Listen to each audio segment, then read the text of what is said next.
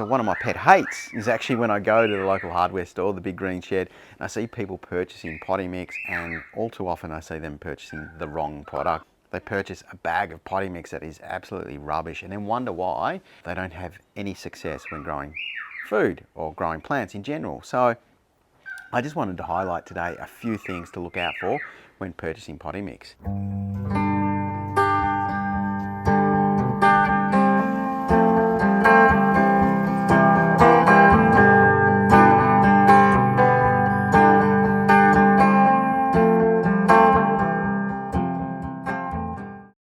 This is the cheap bag. This is roughly around $4 a bag. This is what they call Yates Premium Potty Mix with Dynamic Lifter. This is an organic potty mix. A couple things to look out for. The term organic is used often in marketing these products because it is derived from carbon. Doesn't mean that it is certified. And in the case of this product, for example, it's a bit misleading, and quite often you'll see it stipulated across certain bags saying organic. It's not organic. What you want to look out for is something with this bud certification. This has organic slow release fertilizer in it, but however, if you look on the back, it will state this premium potty mix contains both controlled release and organic slow. So this has also got a chemical based fertilizer to it.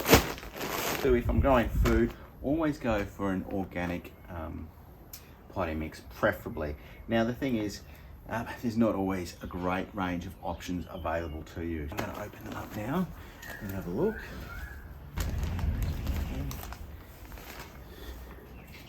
Now, potty mix is essentially made up of these bits of pine bark and large bits of bark. This is put in it, so at least it allows for the soil to not become compacted and allows it to actually drain. If you were to put just plain soil into the pot, it would actually start to compact, which means that the plant is unable to put its roots through the actual soil. The other thing is that the moisture then ends up also not penetrating into the soil. It has coconut fiber or coir through it to help maintain moisture, and it is the fertilizer that makes the difference between a cheap bag and a more expensive bag. Is the organic. So here, slightly different. It's probably got a little bit more sand through this one. Grab a sample on top here. So, pH testing kit.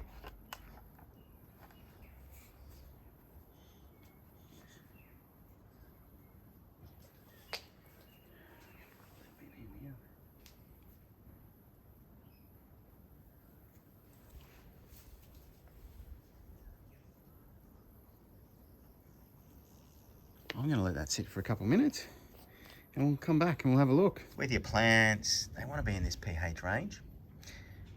And the reason being you want to be in that range is if it's not in this range, all your trace elements, all your nutrients get locked up. They may be in the soil, but they're not available to the plant if the pH level's not right. So in this case, sort of see here, we're on the alkaline side. This here is the one that I found really interesting. This is the Yates product, okay? Now that's really alkaline, which means that truthfully, if you plant in this, your plant's gonna go a bit yellow because the micronutrients are gonna get locked up. Things like magnesium and iron are not gonna be available. And I dare say that's probably because it's got a fair bit of chicken manure and that sort of stuff through it. So that surprised me, that one. And then this is the organic product. So here, this is actually quite good. This is at, I reckon, 6.56, which is actually perfect, you know? So this is the product I would be using and purchasing. This, stay away from, particularly since you've spent more money. So clearly, Yates is using their marketing and their dynamic lifter. That's what you're paying for mainly, is for the branding, not necessarily the product.